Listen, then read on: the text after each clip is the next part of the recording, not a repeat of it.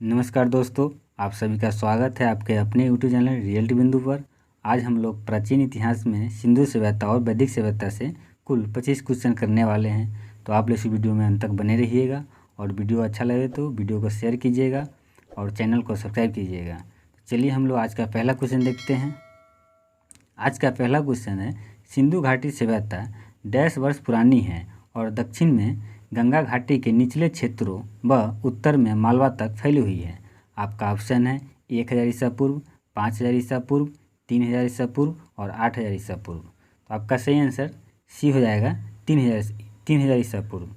NCERT के द्वारा इसका काल 2600 से 1900 ईसा पूर्व मानी जाती है, जबकि रेडियो कार्बन C14 द्वारा इसका काल जो है 2500 से 1750 ईसा पूर्व मानी गई है। अगला क्वेश्चन देखते हैं हम लोग। डैश का विकास 5000 BC में मालवा के दक्षिण की ओर एवं उत्तर की ओर गंगा घाटी के परे तलहटी क्षेत्र में हुआ है। ऑप्शन है सिंधु घाटी सभ्यता, आर्य साम्राज्य, मौर्य साम्राज्य, मगध साम्राज्य। तो आपका सही आंसर ए हो जाएगा सिंधु घाटी सभ्यता। सिंधु घाटी सभ्यता का विकास 5000 ईसा पूर्व में मालवा के दक्षिण की ओर एवं उत्तर की ओर गंगा घाटी के तलहटी क्षेत्रों में हुआ है। अगला क्वेश्चन हम लोग देखते हैं। हड़प्पा सभ्यता 2500 BC के आसपास विकास किया था। आज उन्हें हम क्या कहते हैं? ऑप्शन है पाकिस्तान और अफगानिस्तान, पश्चिम भारत और पाकिस्तान, अफगानिस्तान और पश्चिम भारत, भारत और चीन। तो आपका सही आंसर बी हो जाएगा, पश्चिम भारत और पाकिस्तान। हड़प्पा सभ्यता के नाम से अभी इसे जाने जाते हैं। हड़प्पा सभ्यता का विस्तार पश्चिम भारत और पाकिस्तान में है।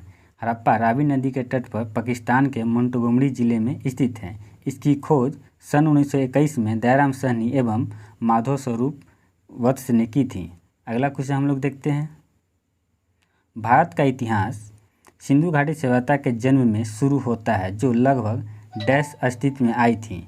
ऑप्शन है 2500 ईसा पूर्व, 4500 ईसा पूर्व, 1500 ईसा पूर्व और 6500 ईसा पूर्व।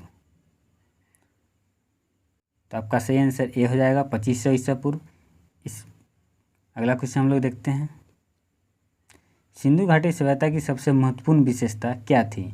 ऑप्शन है वस्तु विनिमय प्रणाली, स्थानीय परिवहन प्रणाली, ईंट के बने भवन, प्रशासनिक प्रणाली।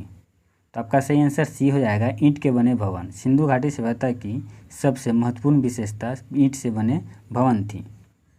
इस समय की ईंट एक निश्चित अनुपात में हुआ करता था, जो सदा 4:2:1 के अनुपात में था। अगला क्वेश्चन हम लोग देखते हैं। सिंधु घाटी सभ्यता है, ऑप्शन है ताम्र युगीन सभ्यता, लौह युगीन सभ्यता, अश्व युगीन सभ्यता, कांस्य युगीन सभ्यता।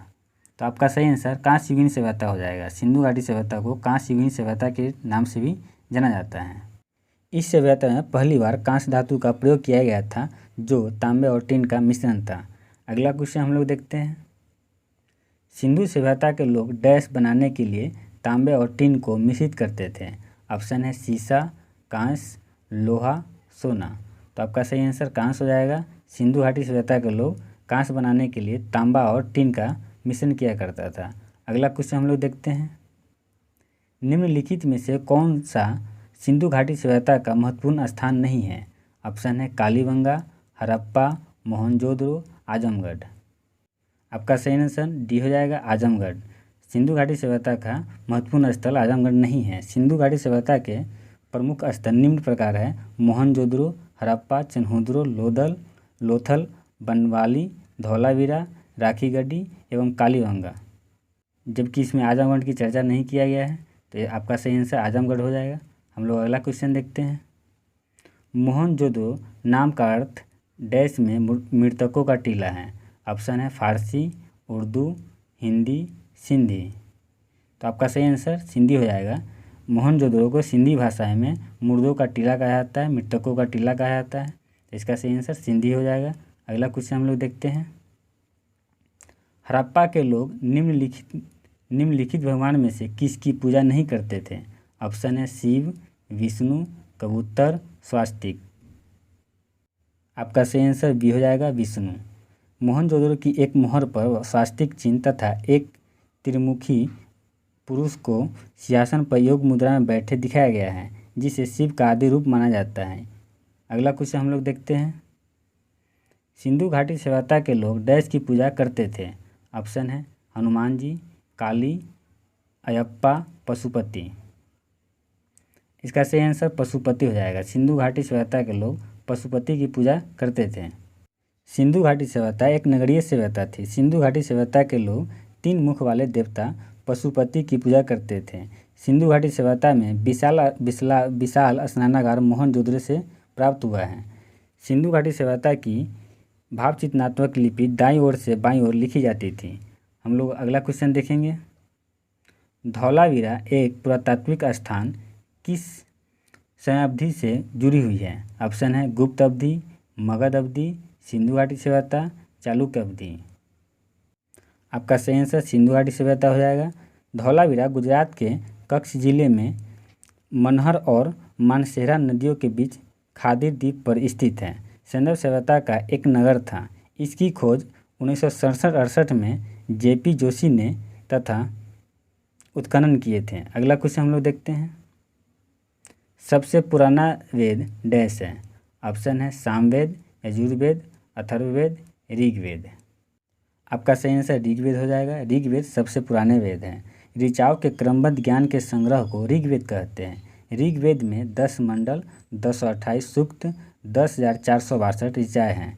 अगला क्वेश्चन हम लोग देखते हैं, ऋग्वेद में ऐसे डैश मंत्र है जिसे अप्रामाणिक वल्खिलय भजन शामिल हैं। ऑप्शन है 1549, 1028, 760, 1875।